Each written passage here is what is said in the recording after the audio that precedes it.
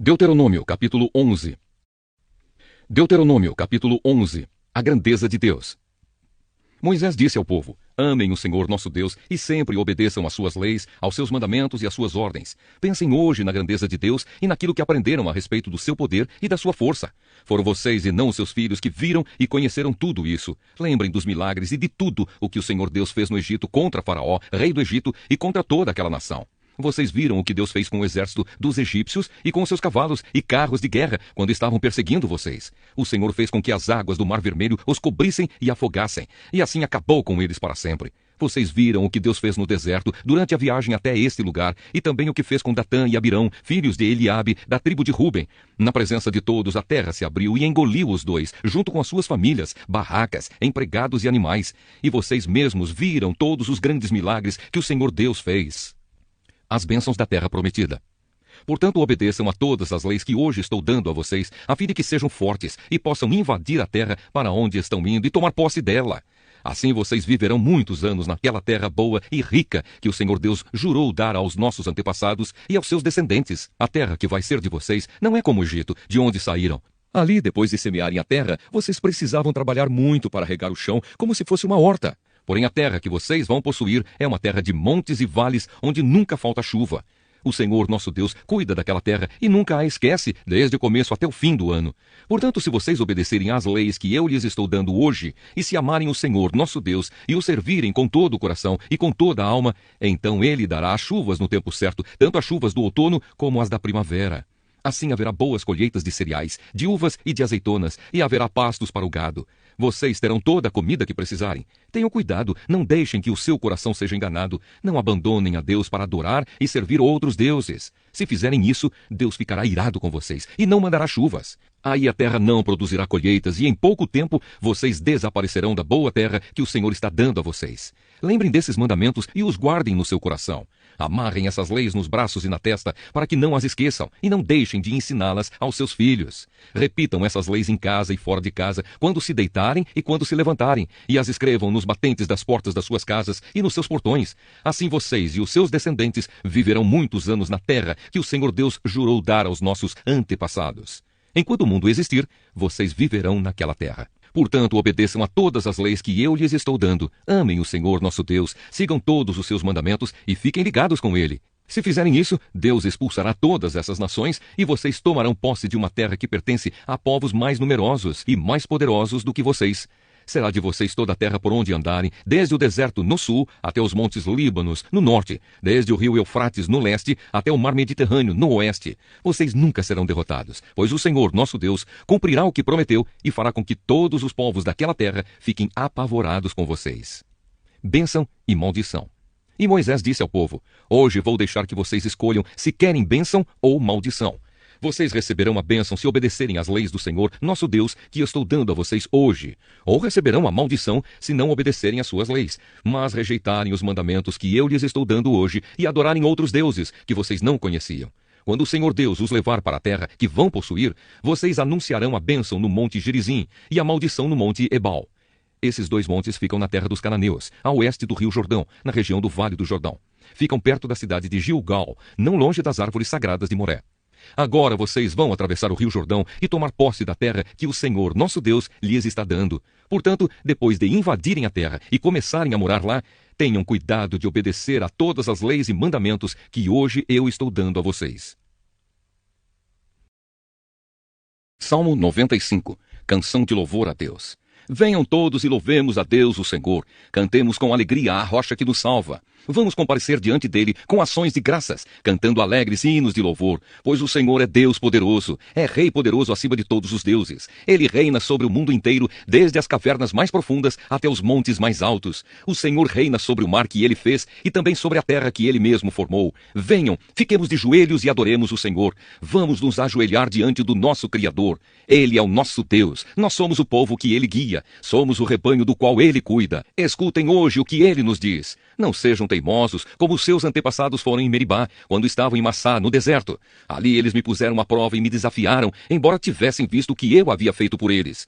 Durante 40 anos, aquele povo me irritou. Então eu disse, que gente de coração perverso. Eles não querem obedecer aos meus mandamentos. Fiquei irado e fiz este juramento. Vocês nunca entrarão na terra prometida, onde eu lhes teria dado descanso. Salmo 96. Louvor a Deus, o Rei. Cantem uma nova canção a Deus, o Senhor. Cantem ao Senhor todos os povos da terra. Cantem ao Senhor e o louvem. Anunciem todos os dias que Ele nos salvou. Falem da sua glória às nações. Contem a todos os povos as coisas maravilhosas que Ele tem feito. O Senhor é grande e merece todo o nosso louvor. Ele deve ser temido mais do que todos os deuses. Pois os deuses das outras nações são somente ídolos, mas o Senhor fez os céus. Ele está cercado de glória e majestade, poder e beleza enchem o seu templo.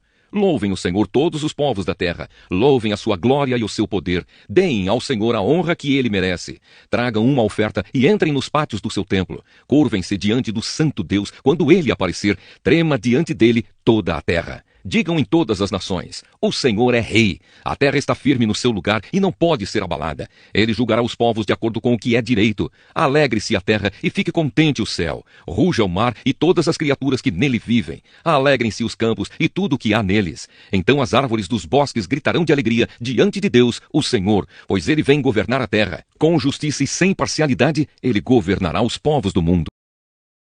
Isaías capítulo 39. Os mensageiros da Babilônia.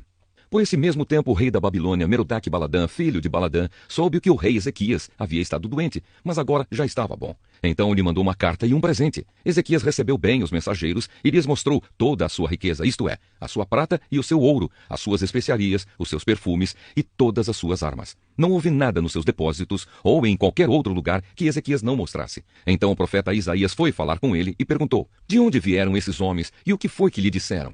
Ezequias respondeu, eles vieram de um país que fica muito longe daqui. Vieram da Babilônia. O que foi que eles viram no palácio? Perguntou Isaías. O rei respondeu, viram tudo. Não houve nada nos depósitos que eu não lhes mostrasse. Então Isaías disse ao rei, o Senhor Todo-Poderoso diz que vai chegar o tempo em que tudo aquilo que há no seu palácio, isto é, tudo o que os seus antepassados juntaram até hoje, será levado para a Babilônia. Não ficará nada. Alguns dos seus próprios filhos serão levados como prisioneiros e feitos eunucos para trabalhar no palácio do rei da Babilônia. O rei Ezequias entendeu que isso queria dizer que durante a vida dele haveria paz e segurança. Por isso, disse, a mensagem do Senhor que você deu é boa. Apocalipse capítulo 9. Depois o quinto anjo tocou a sua trombeta e eu vi uma estrela que tinha caído do céu na terra e ela recebeu a chave do abismo. A estrela abriu o poço do abismo e dele saiu fumaça, como se fosse de uma grande fornalha. E o sol e o ar escureceram com a fumaça que saía do abismo. De dentro da fumaça saíram gafanhotos, que desceram sobre a terra e receberam o mesmo poder que os escorpiões têm. Foi dito aos gafanhotos que não fizessem estragos nas ervas, nem nas árvores, nem em qualquer outra planta. Somente podiam ferir as pessoas que não tivessem a marca do sinete de Deus na testa. Os gafanhotos não tiveram permissão para matar essas pessoas. Eles podiam apenas torturá-las durante 5 meses. A dor que causavam nessa tortura era como a dor da picada de um escorpião. Naqueles 5 meses, as pessoas procurarão a morte, mas não a encontrarão. Vão querer morrer, mas a morte fugirá delas. Os gafanhotos pareciam cavalos prontos para a batalha. Na cabeça tinham uma coisa parecida com uma coroa de ouro, e a cara deles era como o rosto de um ser humano. Os seus cabelos eram como cabelos de mulher, e os dentes eram como dentes de leão. As suas couraças eram parecidas com couraças de ferro, e o barulho das suas asas era como o barulho de carros puxados por muitos cavalos quando correm para a batalha. Os gafanhotos tinham rabos e ferrões como os de escorpiões, e era como os rabos que tinham o poder de ferir as pessoas por 5 meses. Eles tinham um rei que os governava, que era o anjo que toma conta do abismo. O seu nome em hebraico é Abaddon, e em grego é Apolião, isso quer dizer o destruidor. O primeiro ai já passou. Depois disso, 2 outros ais devem vir ainda. Então o 6º anjo tocou a sua trombeta, e eu ouvi uma voz que vinha dos 4 cantos do altar de ouro que está diante de Deus. E ao 6º anjo, que tinha nas mãos a trombeta, a voz disse, solte os 4 anjos que estão amarrados perto do grande rio Eufrates. Os 4 anjos foram soltos. Eles estavam preparados para essa hora, dia, mês e ano, a fim de matar a 1/3 parte da humanidade. E me foi dito que os soldados a cavalo eram 200 milhões. Na minha visão vi os cavalos e os seus cavaleiros.